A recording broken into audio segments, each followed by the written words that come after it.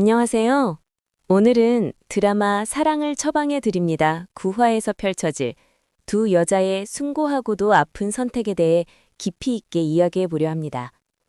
이번 9화는 단순히 불륜이 탄로나고 싸우는 이야기가 아닙니다. 시동생의 무너진 삶을 어떻게든 지탱해 주려는 형수의 눈물겨운 사랑과 자신과 똑같은 상처를 입은 친구를 향한 한 여자의 깊은 연민이 충돌하는 거대한 서사입니다. 지금부터 그 뜨거운 감정의 소용돌이 속으로 깊숙이 들어가 보겠습니다. 드라마 리뷰 채널에 오신 것을 환영합니다. 구독과 좋아요를 눌러주세요.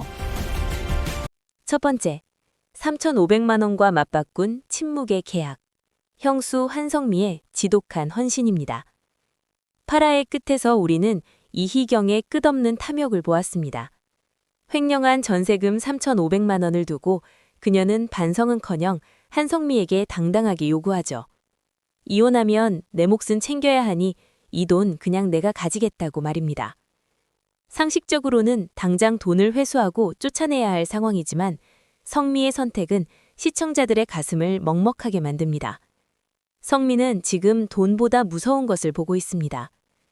부모의 외도로 평생을 트라우마 속에서 살아온 시동생 대한의 영혼이 다시는 무너지지 않기를 바라는 절박함이죠. 그래서 성미는 피눈물을 흘리며 결단합니다. 그래, 그 돈 너 가져. 대신 네가 만나는 사람이 앞집 남자라는 거, 그거 절대 말하지 마. 죽을 때까지 네 입에서 나오게 하지 마. 한성미에게 3,500만 원은 단순한 돈이 아닙니다.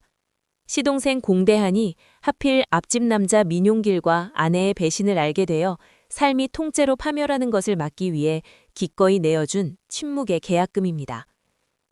한성미는 지금 3,500만 원이라는 거액을 탐욕스러운 이희경에게 던져준 것이 아닙니다. 그 돈은 시동생 공대한이 평생 지켜온 소중한 믿음이 한순간에 난도질 당하지 않게 하려는 가장 처절하고도 숭고한 방어막이었습니다. 죽을 때까지 입 밖에도 내지 마 라는 그 서늘한 명령 속에는 자신의 권리를 다 포기해서라도 시동생의 삶만큼은 영원히 평온하기를 바라는 한성미의 지독한 헌신이 담겨 있습니다. 두 번째, 차세리의 눈물겨운 전력 투구와 현빈의 충격적인 제보입니다. 이 무거운 공기 한편에서는 또 다른 삶의 전쟁이 벌어집니다.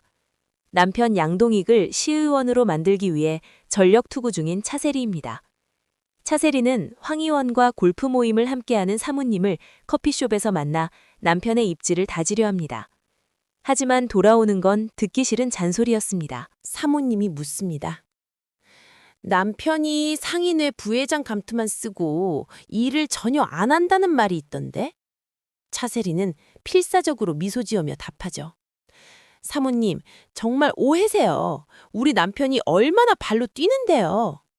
누군가 시기에서 음매한 게 분명합니다. 정말이에요. 이렇게 밖에서 자존심까지 버려가며 남편을 비호했던 세리였지만 아들 현빈과 마주 앉은 자리에서 들려온 이야기는 세리를 더 깊은 충격에 빠뜨립니다. 자동차 안에서 고모부 민용길의 불륜 현장을 목격했던 현빈은 커피숍에서 새엄마 세리에게 은밀하게 입을 엽니다. 어머니, 저 집 근처에서 고모부를 봤어요. 차세리는 사색이 되어 묻습니다. 어머, 진짜야? 밖에서는 남편의 결백을 주장하며 기를 썼지만 아들로부터 고모부의 수상한 행적을 전해 듣게 된 세리에게 이 상황은 엄청난 압박으로 다가옵니다. 세 번째, 양동익의 각성과 아침 체조 투혼입니다. 아내의 사투와 아들의 제보, 그리고 아버지 양선출의 비호감이라는 일침의 동익이 드디어 각성합니다. 양동익은 이른 새벽 상인들의 합동체조 시간에 나타납니다. 그리고 누구보다 열성적으로 온몸을 던져 체조를 리드하죠. 이름뿐인 부회장이라는 오명을 벗고 아내와 가족의 헌신에 보답하기 위해 땀 흘리는 그의 모습은 9화의 갈등 속에서 시청자들에게 코믹하지만 유쾌한 희망을 보여주는 장면이 될 것입니다. 네 번째, 아빠랑 삼촌만 모르는 거지? 위태로운 거실의 연극입니다. 한성미의 집 거실은 이제 시동생 공대안을 보호하기 위한 거대한 연극 무대입니다. 한성미는 남편 공정안에게조차 진실을 숨깁니다. 남편이 아는 순간 공대안의 평화가 깨질 것이 뻔하기 때문이죠. 방 안에서 딸 공주아가 묻습니다. 지금 아빠랑 삼촌만 모르는 거지? 한성미는 절박하게 대답합니다. 그치. 그런데 바로 그 순간 방문이 벌컥 열리며 공정한과 공대안이 들어옵니다. 어머! 소스라치게 놀라 비명을 지르는 모녀를 보며 공정한은 어리둥절한 표정으로 투덜댑니다. 아, 깜짝이야 정말 진짜. 5번째, 커피숍에서의 화해와 처남의 묵직한 일침입니다. 한편 사고를 치고 돌아온 민용길은 커피숍에서 아내 동숙 앞에 납작 엎드립니다. 양동숙은 아들 지후를 위해 어렵게 용서를 건넵니다. 내가 그동안 서운하게 했지? 미안해. 지후 생각해서 다 잊고 새 출발하자. 여보. 하지만 집으로 돌아온 용길에게 처남 양동익은 가족들의 대표로 묵직한 쇠지를 박습니다.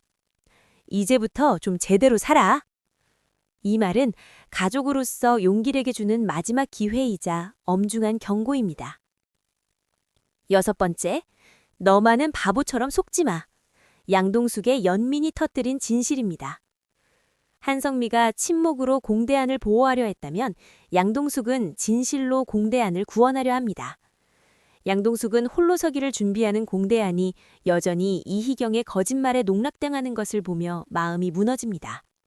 자신도 겪었던 그 기만당하는 고통을 친구가 똑같이 겪는 걸 두고 볼 수 없었던 것이죠.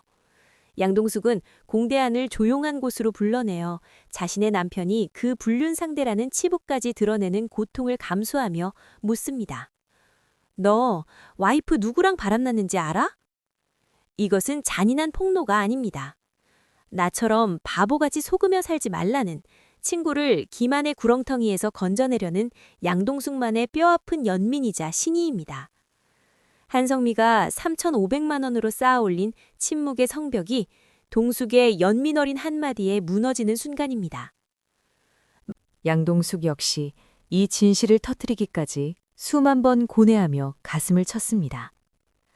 자신의 남편이 불륜의 당사자라는 그 치욕스러운 사실을 꺼내는 것은 양동숙 스스로에게도 영원히 덮어두고 싶은 치부를 다시 도려내는 고통이었기 때문입니다. 하지만 양동숙은 확신했습니다.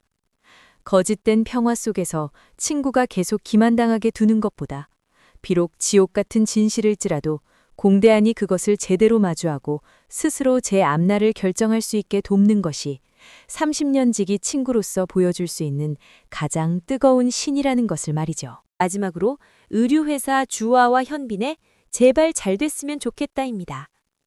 복잡한 집안일 속에서도 공주아와 양현빈은 일터인 의류 디자인에서 성공을 꿈꿉니다. 기획한 디자인의 성공적인 런칭과 마케팅이 무사히 이루어지길 바라는 간절한 마음으로 두 사람 후 입을 모읍니다.